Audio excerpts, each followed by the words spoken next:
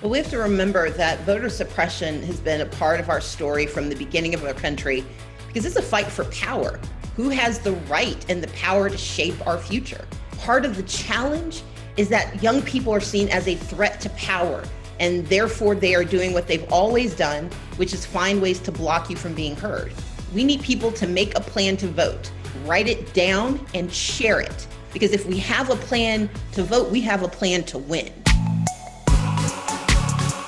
Stacey Abrams is the former candidate for governor of the state of Georgia and knows all too well the danger of voter suppression tactics. She's also the producer and subject of All in the Fight for Democracy, out now in select theaters and on Amazon Prime Video on September 18th. And Leader Abrams, thank you so much for taking the time to speak with us today. What was the vision behind putting this film together? Why did you do it? And why now? In the wake of the 2018 election, I had some time on my hands. And of course, as folks know, I really wanted to focus America's attention on voter suppression, not just what happened in my election and to the voters in my state, but what was happening around the country. A few months later, I was having a conversation with a young staffer who made a comment about how using the phrase poll tax didn't make a lot of sense to her. Shouldn't there be a better way to describe it? And it occurred to me that she literally, despite being very steeped in voter suppression and the work that we were doing, she didn't have the historical context for why a poll tax really is a cost for being able to cast your vote, whether it was in the 1960s an actual tax you paid, or in 2020, what's happening in Florida to those returning citizens, or the folks who were standing in 8-hour lines in Georgia. When you have to pay to be able to vote, that's a tax. And so the notion of All In, the fight for democracy, began with wanting to tell the story of the history of voter suppression and connect it to the present of voter suppression. And luckily, I was able to work with extraordinary directors, Liz Garbus and Lisa Cortez. Liz had been thinking about this issue already, and Lisa has such a deep background in these concerns that we were able to pull together this idea of this film that, unfortunately, I show up a bit more than I intended, but I think it was an important way to tell the story of how voter suppression has always been a part of our country, but also to show how we continue to fight against it and how we win. Well, I'm glad you showed up as often as you did, because your voice is such an important and informed one.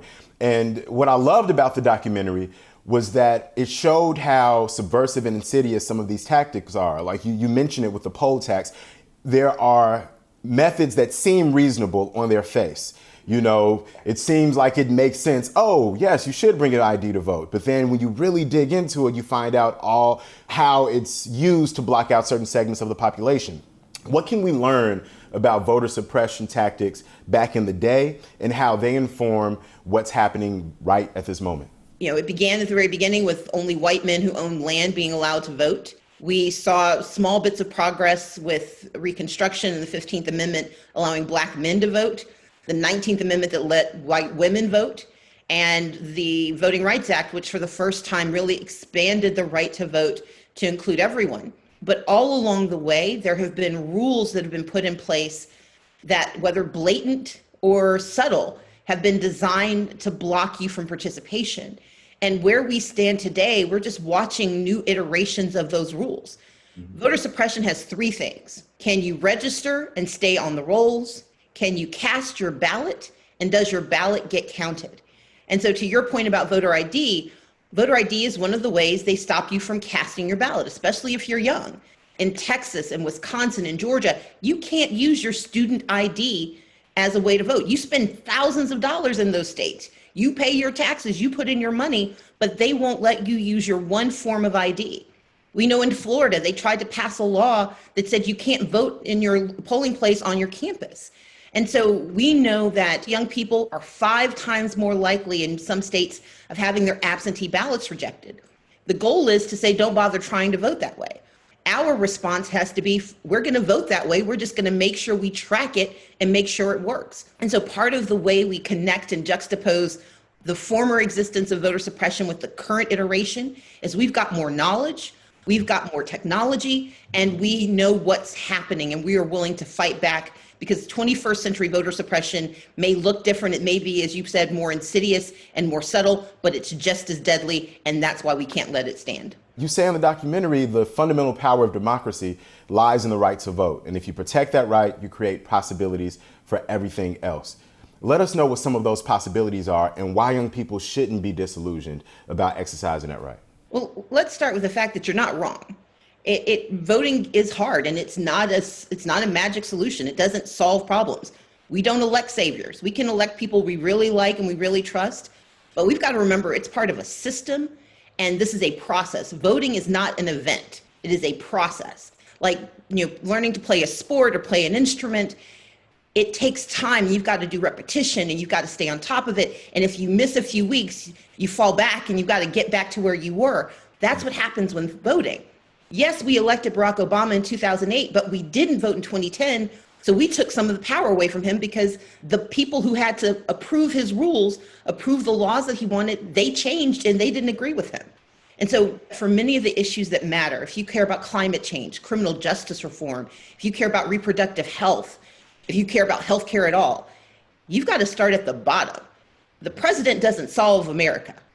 Many of the challenges and many of the issues we want to see changed happen at the school board level, the city council level, your county commissioner, your state legislature, your DAs and your judges. And so we have to connect the dots. If young people use their power now, it's going to take some time, but we have seen change happen and it will continue to occur. What is it that you think folks can do today? What can young people do right now to make sure their vote counts, to double check that they're registered, and to make sure that they're up to date on the issues that affect them most closely in their municipalities? So you need to do three things. One, we need you to make a plan to vote. Make sure you know that you're registered, where you can vote, and how you can vote. And you can do that at allinforvoting.com or vote.org. And that website will give you all the information you need, because the way voter suppression works best is if they surprise us and we get caught flat-footed. But if we make a plan to vote, they can't get ahead of us. We vote early, it's done, we're good. And once you've made your plan to vote, tell everyone you have ever met to make a plan to vote, share yours and ask them to share theirs. Number two, we need young people to sign up to be election workers, to be those people who sit behind the table and check you in and make sure your vote counts. Right now, the people who typically do it are over the age of 60, and they are it's too dangerous for so many of them to come back, and it's being used as an excuse to shut down polling places and make voting harder. So if young people will sign up for these jobs, you can go to powerthepolls.org and sign up to be a poll worker. They'll even pay you for it. And then number three, we need folks to sign up to be volunteers to defend the right to vote around the country. My organization, fairfight.com, is the place to go to sign up to be a volunteer. You can volunteer where you live, but we may ask you to help people in states where they don't have enough support, but we need you to sign up either to be a virtual volunteer and sometimes in person. But no matter who you are, no matter where you are, we need you to help defend the right to vote. Let's be all in for voting, because our time is now.